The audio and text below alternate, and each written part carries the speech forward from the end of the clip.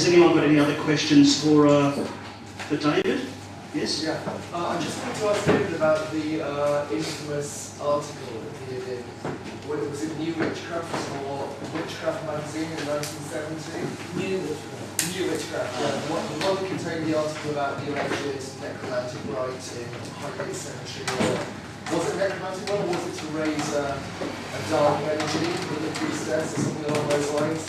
I just wondered because this article has been cited quite a lot. Yeah, yeah, I actually managed to read it myself. By the of course, yeah. but I was quite intrigued by that article. I was it should be. It's a bit sensational. Yeah. I wrote that article from my prison cell and smuggled it out. And then Prime Minister was Harold Wilson. I was maintaining my innocence all through my prison sentence. And I was also maintaining my rights to believe in Wicca, to be a part of Wicca, which is an old-fashioned name for witchcraft, magic and all that esoteric practices. They wouldn't register me, and I remember seeing the governor on quite a few occasions. You all had white cards outside your door, so the screws, if you call them, could see what religion you were. And there were Sikhs, there were Muslims, there were Catholics, there were Methodists, there were all sorts of people, but they wouldn't allow me to put Wicca. Now, considering I've been fighting my case all through the courts, that's how I won't go into that. In 1974, I'll just tell you this much, I was imprisoned for 2 offences I did not commit at Highgate Cemetery. I never stopped trying to prove my innocence. Neither would I give up my so-called occult practices. And when I wrote that article for New Witchcraft, I understand, if I remember right, it was quite sensational, wasn't it? Yeah. Yes, very sensational. Quite fun. Yeah. I had the sex angle in it, didn't I? Absolutely, yeah. That was absolutely my way, exactly as I did with the BBC. They were trying to suppress my letters, which they did in prison, to show them that I wasn't prepared to accept it. And the article was published, as I said, it was smuggled out. They couldn't stop that particular letter. So yes, I wrote that, but it was a form of protest. It was also based on truth, because it was based on magical practices. When I was involved in Wicca, which I left in 1982. So that's the reason I wrote that. Okay. Did they pay well? I didn't get paid a penny for that. Oh no, seriously? I swear it was the truth. Anybody got any other questions? Hi, David. Thanks for sharing your experiences with us tonight. I just wondered, you talked about this account like this universal ladies, his different take on the Highgate Vampire, his stories that lead the cultures around that. I've seen some of his books. Why is it that there are pictures of you in his books? How did he get those? Most of the pictures he's got of me stolen off my website without permission. So that's very simple answers to that. So were you friends at one time, or? We were never friends, we were associates all those years ago. I'm going back to the late 60s, and I was never friendly, I never trusted him. Right. Were you in the same society? At one stage, yes, and he was expelled from it. Right. And that's what started all the conflict. Because he's in that same BBC film that you're in, right? Yeah, he is, yeah. And were you friends at that time, or had you fallen out? Oh, we'd fallen out by then. Right. That film was in October 1970. No, we'd fallen out. Any other questions? This fellow's been waiting for a while. David, 2 questions. First one, you said about garlic being in cement at the time, which the other guy took to the cemetery. Yeah. Do you reckon he took it in a wheelbarrow, or do you think he mixed it up there and there? Okay, Neil, you want me to be accurate? You're being serious. Is this in the Yeah, book? I'm being serious. I'm being serious, yeah. He says in his book he instructed workmen at the cemetery. But no, he had no authority to instruct anybody. So that's just another one of his claims. The other one, he's got photos of the actual vampire decomposing. It's actually got a beard, sort of looks like Noel Edmonds. I've heard that he made a student film, and that's where he got the images from, and he sort of, you know, He made a film in 1969. that's where he got the images, and it was I heard that the actual decomposing vampire photos were actually him. They were. I don't know that. And I can even tell you how he did it. It was a black and white, it was a colour film, but there was no audio on it. And he was playing a vampire hunter, and he was also playing a decomposing vampire. Any other questions? Yeah, my friend, have a friend in answer to your question, Neil. And your books are Just excellent. by the way, this is Patsy. She's going to be a witness in a second. But I'd just like to verify this, Neil. My friend, who has no connection with vampires, Highgate, or anything else, he lives up in Liverpool. When I was researching for my book, the Highgate Vampire case book, I just happened to mention, because I knew that he knew this person, and I asked him if he, any recollections, and he said to me, you know, Patsy, you made a film, don't you? And I said, did he? And he said, yes, he made a film. He showed it to us when we were students down in London at the University of London, about 1968, 69. And he was, not only was he playing the role of the vampire and vampire hunter, but because this person was a very good photographer and knew about special effects, my friend told me exactly how he arranged the decomposition scenes in the film. And it was done with flour, just ordinary flour that you make bread with and cakes, baked on into a paste, pasted on, allowed to dry, and then blown off with a fan, and and filmed all the time it was doing it, and then just replaying the film back. So this was the very simple but effective special effects that he used for the film. And my friend also told me that the stills of the film were actually used in the book. Any other questions? One last question. You're a Catholic priest. Yeah, How sorry, do you can get we- such really cool sideburns? How does it get those?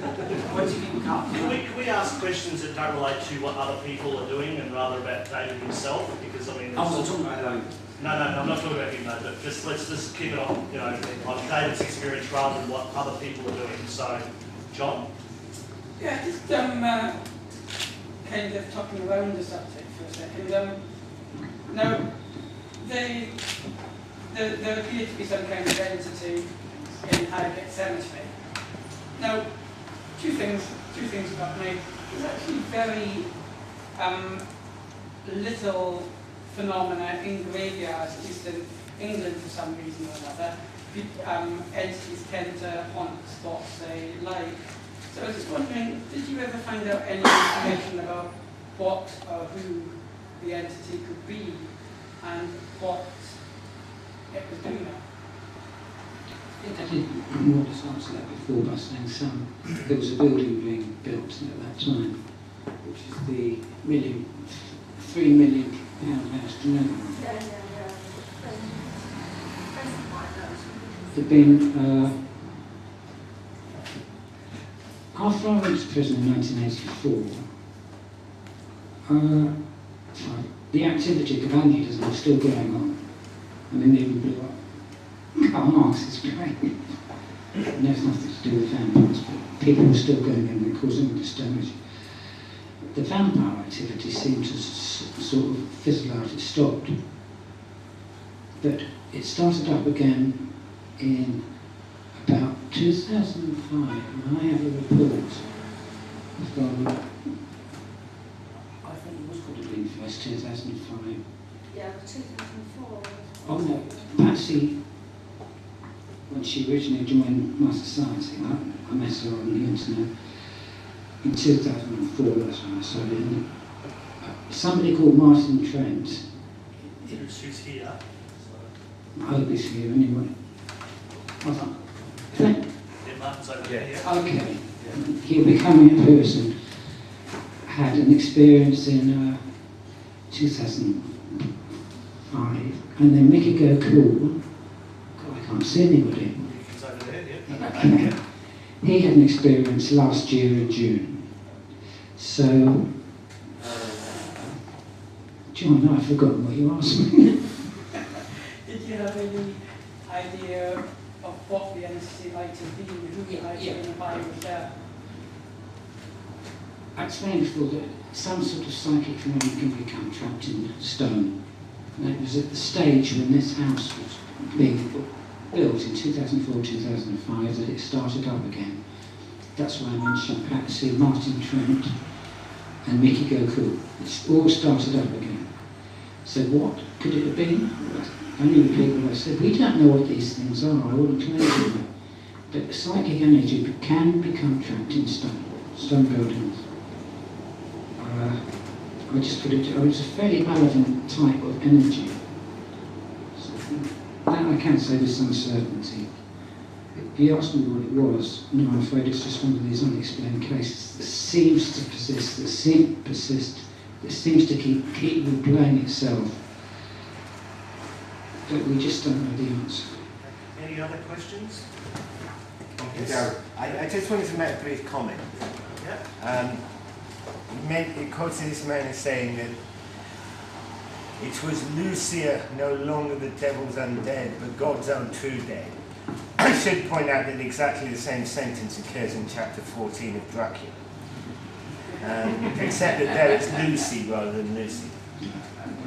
Any other questions or yes? I've just got the one for David. Would you say, in your opinion, there was an occult dimension to this case? Yes. I mean, you said, I do remember you said that you had photographic evidence, and I think some of it actually appears in one of your books. There was a group of professional Satanists using Highgate Cemetery in the late 60s. They were going into the vaults at night. I'm not talking about vandals and conducting rituals. One particular vault in the cemetery, which was called the Corey Wright Mausoleum. It wasn't really a vault because there were no coffins in it. It was just like a small chapel with a marble floor. And they'd inscribed on this floor a triangle and a pentagram, I believe. It was inverted. And at each point were the signs of Mars, Saturn and the moon, the black moon, the new moon, which in that combination are extremely lethal. And there were burnt down stubs of black candles, which must have been almost as wide as that beer glass there. And the stubs were only that. They'd obviously been in regular use. I photographed them, and I was approached by a magazine in America, and they asked me to get some photographs of a black magic ceremony. I said, there's no way I'm doing that. I'm not interested in black magic. I'm not a Satanist. But they kept persisting, and again, because it was my younger days, I agreed to go inside the vault and take some pictures of a member of my group. And she had no clothes on, but she was kneeling on the floor beside these markings. I added her for effect. I said to the American people, I've got a picture you might be interested in. I thought, what the hell, it can't matter, it's in America. That was in 71. The pictures lay undisturbed for several years. In 1974, the police raided my flat in Highgate in connection with another offence for which I was acquitted, putting a skeleton in a car, 100-year-old skeleton. And they found these photographs, I think there were two. Took them to court, and they charged me with malicious damage. The maximum, they were asking for a maximum of 6 months. And the judge was horrified and was instructing the jury. Because prior to that, there'd been all these cases and accusations in the press about David Farrant is a Satanist, David Farrant is a black magician, David Farrant conducts nude orgies. I mean, my trial even became branded on the LBC as the nude rituals trial. To give you an idea, it was all over the place. But the truth is, I never committed any damage in Highgate Cemetery. I didn't even record damage when we took the photograph of the girl in there, but the police found these pictures, produced them in evidence, and said, "Oh, I better make another charge." Charged me with malicious damage.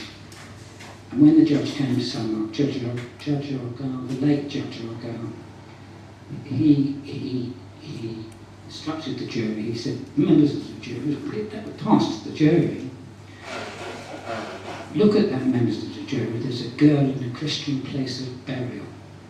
He had no permission to be in there. It wasn't locked, the doors were wide open, been for months. And he was saying it was disgraceful. He more or less told the jury to find the guilty. But those markings were actually made by the people using that vault, and we discovered them at a later date. So yes, there was a group of professional Satanists using Highgate Cemetery on a regular basis, and they could have had some connection with the witness spectre, because if you perform ceremonies or certain rites, you can actually trigger off energy that's already there. We'll leave it there for the moment, because we're going to move on to Patsy.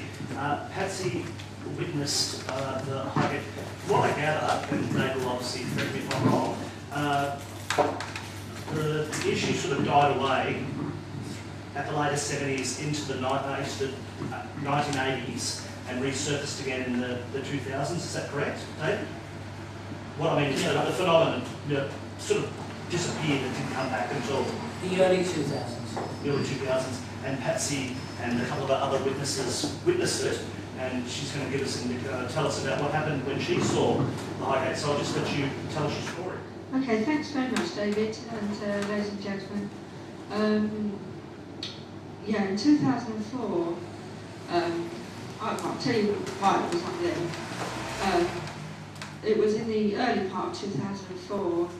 I had previously studied at university in pre-Raphaelites, and I was so interested in them, and the paintings, poems, and hymns and things. And I knew that some of them were buried in Highgate Cemetery, so I made a couple of visits to the place, but obviously I didn't know at that time that I couldn't get in without being part of the tour. And I told a friend of mine if she would like to come with me on a tour. And she couldn't go, but her husband said he would very much like to go because he was very interested in paranormal, you know. And so we went up one Sunday, and we went on the tour. We joined the tour in Highgate Cemetery. As we were walking to the cemetery, or towards the cemetery for the tour, both of us became very, very hungry, very, very thirsty. And this is bearing in mind that we'd already had lunch before we set out. And we got to the cemetery, went on the tour. All the time we were on the tour, not only did we feel very hungry and thirsty, but we also felt faint. And my friend's husband's mobile phone just went absolutely dead. No signal, nothing. And if anybody's been to Highgate Cemetery, know how high up Highgate Cemetery is.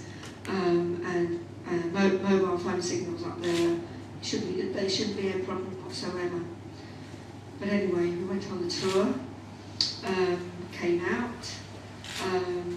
We both acknowledged that we really did need something to eat and drink, even though the tour only takes about an hour at most.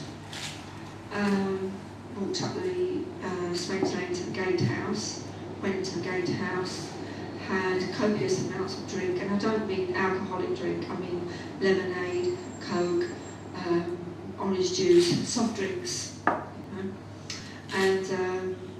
lots of food. And then we decided that the best thing to do would be to go home because it was getting on. It was autumn time, around about this time of year. And so we made our way down, started to make our way down Swains Lane, and this is where it gets very, very spooky, and I do not understand what happened. Both Biz and I started walking. We got to the gates of Waterloo Park, which is on the other side of the road. And from there on in, neither of us, we had, all I can describe it as some kind of time lapse. It seemed to take ages walking down the hill. It really did. We said absolutely nothing to each other, even though I've known him for many years. And, you know, we have lots to talk about. We've been on several investigations ourselves. But this time we had nothing to talk about. We absolutely fell silent. And it felt as if we were walking down Swains Lane for 24 hours. We got down to the main gate, we turned to each other, and he said to me, "Patsy, what happened?" And I said, "I felt as if we were going through a black fog down there." And he said, "Yes, it's just what I feel." We got home, he went home, I went home.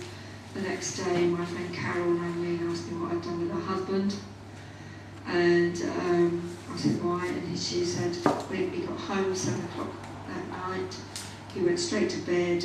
He slept all night, even though they've got a young baby, 4 months old. He slept all night, didn't wake up until 9 o'clock the following morning, and then he was still tired. And that was the first time. That was in 2004. In 2005, I was running a social club at work where I was working. And to enliven things up and make it interesting for people, I started to arrange little walks. And one of the walks I thought that they might enjoy was the walk around Highgate Cemetery, because of the Karl Marx connection and, you know, the theatrical element of people interested in theatre and dance and poets and things, famous people. And so we went on the tours, quite a lot of us, and we went into the cemetery and we had to join another tour because there were only 2 tour guides that day, so they had to fit in as many people as they could, so we had to fit in with other tours, other people going on the tour. So the tour that we were on was quite a large group of people, and we went all round to the places where they take groups, and we were eventually got to where Tom Sayers' grave is, and which is quite close to the top gate. And one man, he was American, he was on the other group, he asked the tour guide if they used actors for effect on their tours. And she said, "Goodness knows, no, why?" And he said, "Well, I don't know what it is, but I've just seen a tall, dark figure standing at the gate, and it's clad in black, and I know that there were vampire films filmed here on location." And that just shut the tour completely. Talk about vampires in Highgate Cemetery is guaranteed to bring conversation to an end. But he maintained that he saw a black shape, tall, dark figure, what looked like it had a hat on, at the top of Swains Lane by the gate. He didn't know anything about the Highgate Vampire, anything about the entity that David and others had seen. And again, the hunger and the thirst came on almost immediately. We had to go and have food, go and eat and drink. And when we were out the vicinity of the cemetery, our mobile phone started to work again. So something is definitely there. I can't say what it is, but it drains people of their energy. It absolutely drains people of their energy. Certainly in my experience it did. In my friend's experience it did. And it was probably so strong that day that it manifested itself into this black shape. I do not know what the black shape was. I didn't actually see it someone on the door, sorry. But given that other people have seen it, I'm quite sure that it's still hanging around. So. Does anyone have any questions for Patsy? Yes. You said you felt very drained by it. Yes. Energy-wise. Yes. And you said your phones weren't working. Did anything happen to the batteries of your phones? Oh, they were fully charged. My friend's husband, because I didn't have a mobile phone at that time, but my friend's husband had an absolutely fully charged battery because he had a 4-month-old baby then, and you know, he had to have the phone there in case his wife called, and that was the reason why Carol couldn't go, because the baby wasn't well. So that's the reason why she couldn't go, and because she couldn't allow anyone to babysit a sick baby, so he had to have a fully charged mobile phone. And it was interesting that he made a call to Carol just before we got to the cemetery to check that the baby was fine and that she was fine. And it was when we were inside the cemetery, walking up Swains Lane after, that we could not get a signal. And when we got to the gatehouse, the signal returned. But you didn't notice any drain on the batteries? No. Any other questions for Patsy? Okay. Well, Patsy, what we'll do is we'll now bring on Vicky.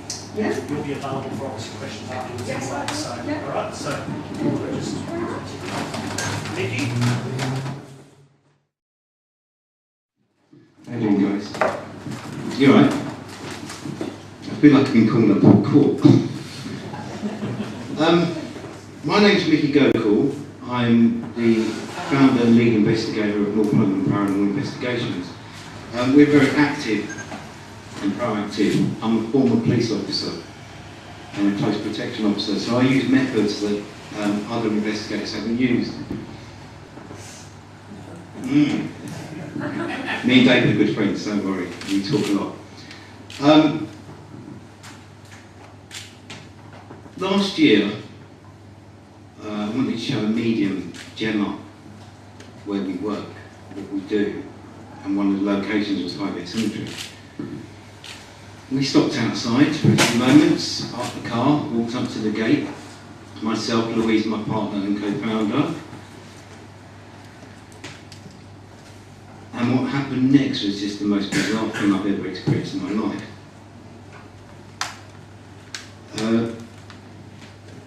Gemma was looking through the gates. First time she's ever been to Highgate, and if you know Swains Lane, or if you don't know Swains Lane runs north to south, and then on the right and the left you've got both cemeteries, the East and West Cemetery. Is that right? Yeah. Yeah. We were at the East Cemetery gates.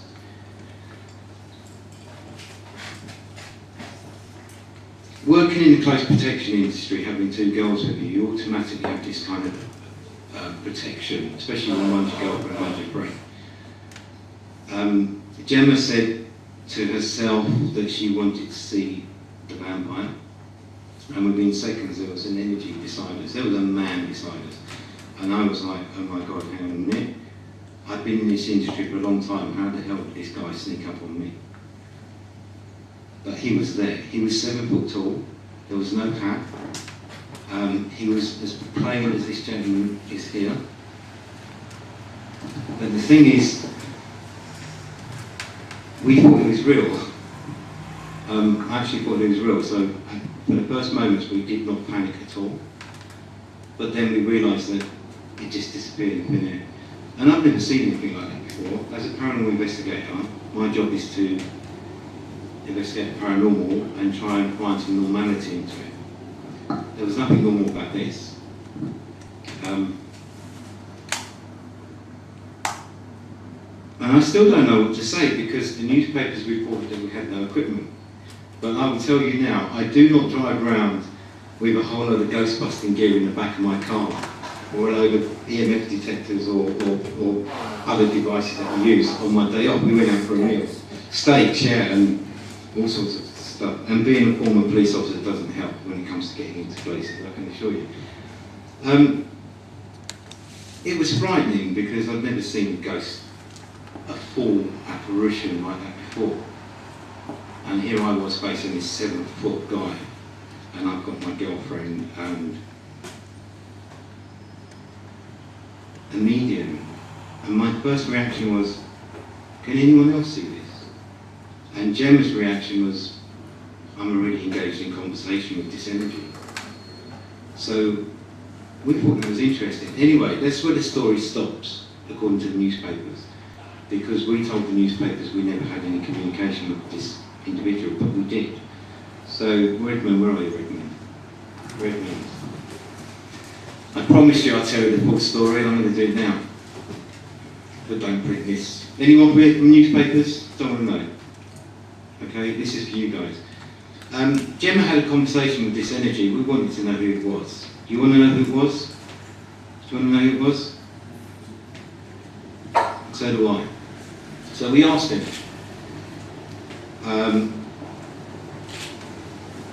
And the response we got from Gemma was that this individual was someone that worked not very far from here in a legal profession. His father owned the undertaking firm that undertook the burials at Highgate Cemetery. The oldest son was transported to Australia, which we all know means they were criminals. You haven't got an English background, have you? It's been our criminals, just like our arrested and sent to London. They were arrested, yeah, too. So the oldest son was taken to Australia, the father dies, this guy takes over the family business of undertaking, therefore he's dressed in an undertaker's uniform. Could this be the Highgate Vampire? Gemma asked him, psychically, she's a medium.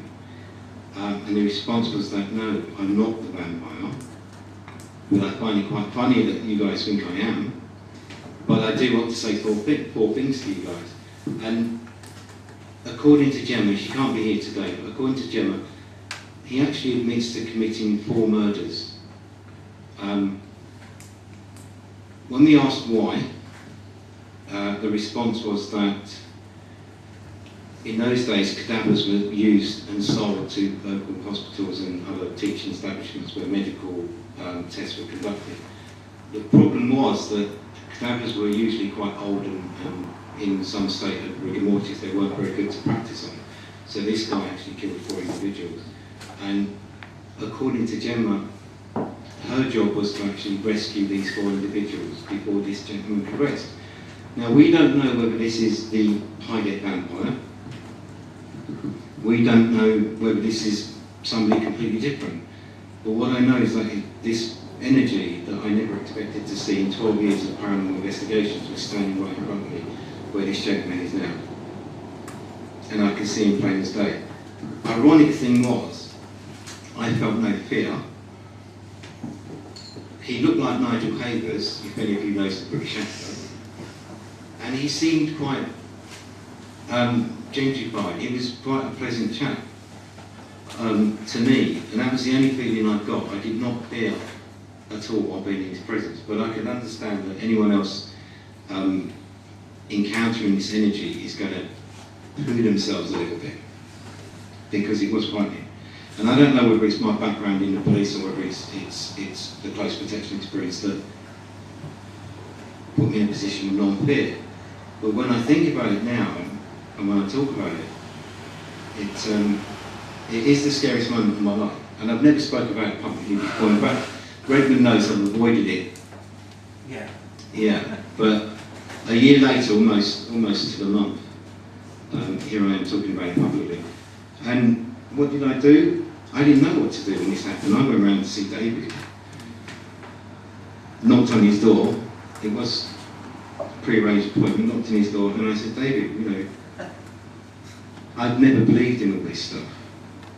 I've read your books and I've done the research, and everywhere I research, you're there. Your name's there. So I came, I went to see David and said, you know, sir, tell me what the hell's going on. Because there is no way that I believe that we've had an experience with a vampire. I believe we had an experience with an individual, an energy, but not the Highgate Vampire. So, begs the question now, is it the same energy that people are seeing? Are we seeing 2 different energies? Are we just seeing a whole load of energies, or could there just be a whole bunch of vampires out there and we're just We don't know. I don't know. But all I do know is that North London Paranormal Investigations are conducting a series of investigations, and we are talking to the friends of Highgate Cemetery, because there's been this long feud about, actually it's all your fault. It's all your fault. We can't investigate Highgate Cemetery, they won't let us, because they reckon that, you know, we're going to be like David. Apparently we're going to break open coffins, stake everything that walks. We're just going to cause a lot of damage because of the reputation that David has, apparently. But as we know, that didn't take place. I know, they have changed ownership. They've changed ownership, and we're talking to the guys now. We want to investigate, so we want to work with them and put an end to all of this. Whether we'll do it or not, I don't know. We'll remain ambitious, and hopefully with some of your support, we'll invite you along as well, if we get the opportunity. Come see for yourself. But I haven't got a clue what happened. All I know is that this thing scared the life out of me, but then didn't feel very threatening, if that makes sense. Does it make sense? So that's the first time I've spoken about that. We've investigated Highgate, there's been links with us and George Michael Martin in the newspaper, the George Michael story about having a vampire in his road. Yeah, I'm not going to tell you the newspaper. But quite simply, what it was, we was doing an investigation in Highgate. Because we were on an investigation, we had a film crew, we were in uniform. We just happened to bump into George Michael. We had 10 followers, he had 2. So the press made a meal of it, and that's basically it. But we have, when we do research, we look at data, we analyse data, we look at patterns, and there is a pattern that's kind of taking place in Highgate, which we find interesting. Should I say? Yeah. Should I give out my research? Sir Francis Bacon dies 400 years ago, pneumonia. Pneumonia. That's an interesting thing to die of. George Michael recently had a near-death experience with pneumonia in Highgate. So did 17 other people that we can trace over the last 40 years. When we go back 400 years, we find there's a pattern in Highgate. What is this pattern? We don't know what the pattern is, but we know that if you're homosexual and you live or you work in Highgate, then you're going to suffer from pneumonia. What the hell's all that about? Is that a curse? Is there something to do with online saving? Because we've got proof. We've got evidence of that. And George Michael was the latest person. So, been doing the research for 2 years now. We found out of 40, over the last 40 years, there are at least 17 individuals that are homosexual, live and work in Highgate, and have suffered from pneumonia. Nowhere else. Just Highgate. Remember that. Thank you, Vicky. Have we got any questions about anything that's just been said? Thank you. Can I ask you, the communication that you spoke about, did that occur while the apparition was visible?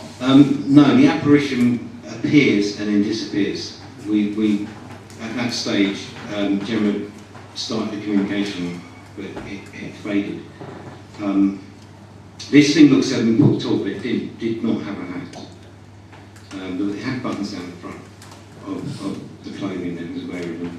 We just assumed that it was more likely to be an undertaker than somebody smartly dressed. But there was definitely no hat. Could you date the... I don't think to a year, but maybe to... Yeah, I know our historian Jason Hollis did some research with that, and we had something like 1800s rather than ago, so 1800, which is a bit strange because when did Highgate Cemetery come into being from Asher's house, Patsy? Building up started in 1836 and it opened in the cemetery in 1839. So this is the problem we have because the dress was early 18th century, which means that the cemetery and the dress were, the time doesn't match. Before Asher's house was pulled down, it was a home for various judges and professional people. Okay. So I wasn't aware of that. So church there as well. Okay.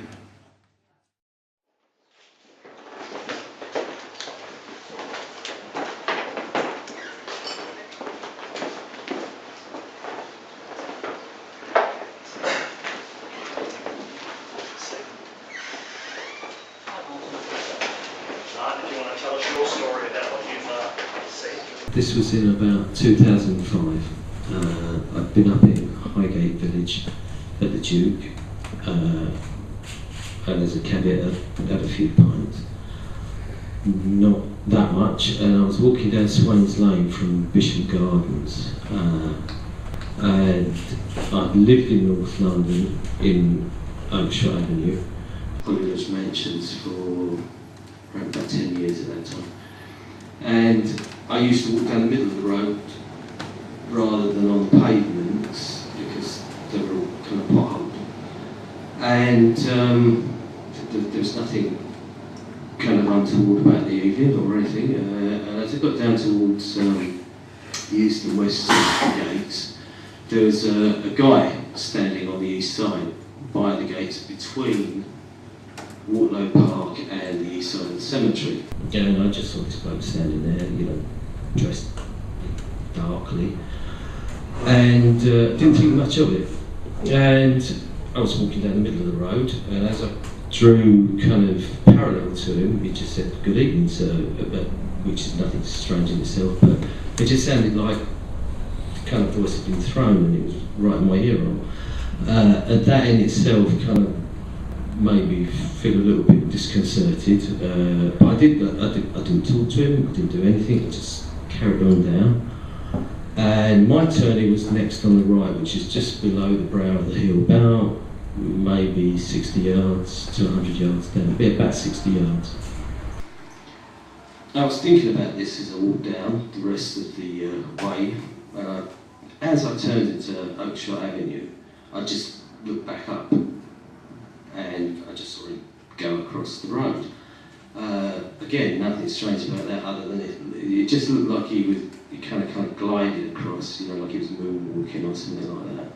And that was it. Absolutely, that was it. There was nothing more.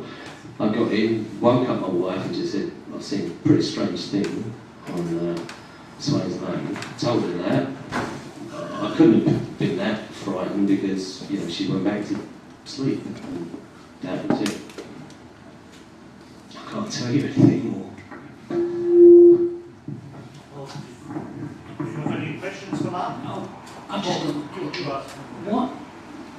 Okay, ask Mickey. Did you get any impression about its dress? Just dark, yeah. Nothing stood out. What do you think it was? I was standing by the cemetery, but it was the voice in my ear that more than anything. Could it just been a guy standing at the cemetery? Could have been, I don't know. There was the fact that it was speaking to you very close up to your ear. It just sounded, you know, where he was standing, which would have been, as I came down Swains Lane, would have been that side, he was beyond the window. And when he said, "Good evening, sir," right, it sounded like it was right in my ear. That's the thing that kind of pulled me up short. I was just going to ask, how tall was he? Tall. I don't know if he was 7 foot. I don't know how tall he was, but he was tall. Anybody else? Any questions? Or?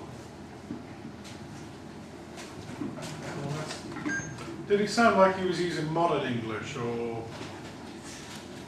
did he sound like somebody Well, area? that vernacular just sounds a bit strange. "Good evening, sir." You know, you'd say, "All right, mate," wouldn't you? That's the kind of thing, you know. It was just those. Well, it was that, you know, the voice right by my ear, and the fact that he said, "Good evening, sir." Why would I say that? And then when I turned into Oakshott Avenue, the fact that, you know, just saw him go across like that. But, you know, he wasn't floating or anything like that, because the camber of the hill, I couldn't see his feet. But he went across very kind of smoothly. Yes. What time of night was this? Did you say? I don't know. Yeah, it was midnight. It was, oh God. Yeah, I left the pub, so somewhere between 11:30 and midnight. And have you had any experiences before? I didn't know anything about any of this lot. I was researching. You weren't fascinated with any of this? No, I didn't even know anything about David at that time.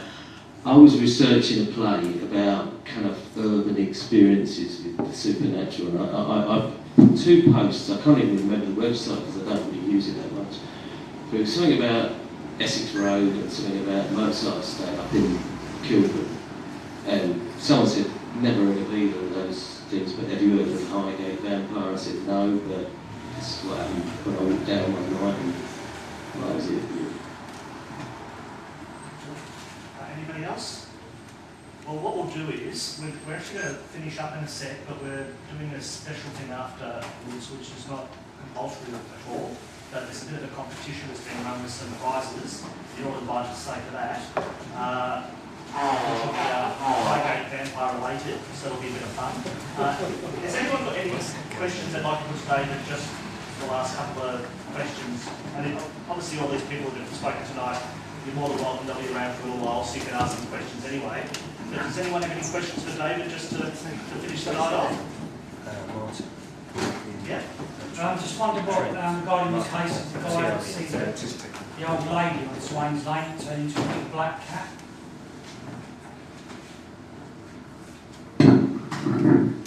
Don't believe it. Neither do I. I don't. Do you think that because Highgate's got so many dead bodies in it, that the vampire could be anybody's interpretation of what it wants to be? Exactly. People always interpret ghosts in different ways. Or they follow a story which is based on fact. And it becomes exaggerated. I get this all the time. Like, Mickey was mentioning Francis Bacon. The story of the chicken, headless chicken that runs around on Pond Square. You trace it back and you find out, legend says that was actually true. So Francis Bacon, who was inventing, sorry, you can't really invent anything, can you? You can only discover the potential of something that's already there. And he was looking into refrigeration. Didn't have refrigerators then, so he went for the snow. It was a very snowy night. He bought a chicken, he chopped, or whatever he did with it, he plucked it, or got its head cut off. And he got out of his coach to go with a bucket of snow, and he put the chicken in the snow, and it worked, it did preserve it. But the poor old guy, I shouldn't laugh, it's not funny, if it's true. He died of pneumonia because he got out of the coach to put the shit in. But the story is it's now headless chicken seen running around Pond Square. A ghost headless chicken. Sorry, a ghost. A ghost. Anybody other thing? Because what we'll do is we'll finish up now, and then we're going to come back, and Redmond, I believe, is going to be doing the quiz, which will be surprises, and the opportunity to have a chat with some of the people that have spoken tonight. So, anyway, I'd like you all to put your hands together. Thank David for...